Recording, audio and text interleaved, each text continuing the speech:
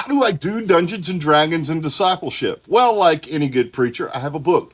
It's called The World Builder's Journal. And in it, I have put together a 9-session D&D campaign to work on discipling people using Dungeons and Dragons. Right now, I am training clergy. One of my last sessions of a 9-week session was last week, and my next session ends next week. So I'm hoping to eventually be able to put this out in some type of book format or maybe a small journal format.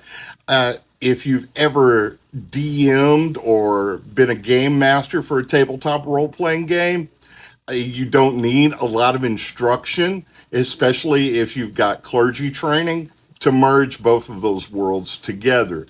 However, it would need to be further expanded for those who don't have experience running role-playing games. The hardest part, I think, about teaching people how to do Dungeons and Dragons and discipleship is if they don't have experience with the game itself, if they've never played it before. And that takes more than 9 sessions, to be very honest. If you've never played Dungeons and Dragons or another TTRPG, if you've never done any of that, then it's much more difficult to explain how to do this. Now, as a United Methodist, my discipleship follows a somewhat Wesleyan model. There are also issues of social justice in this discipleship course.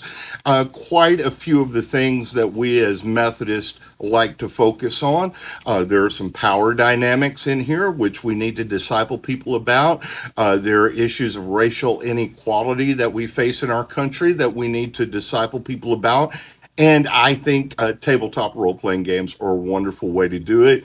If you'd like more information on how to learn more about this, feel free to hit me up in my DMs on my various social media, and we can put together a session where I can talk more about it. God bless, and thank you for the question.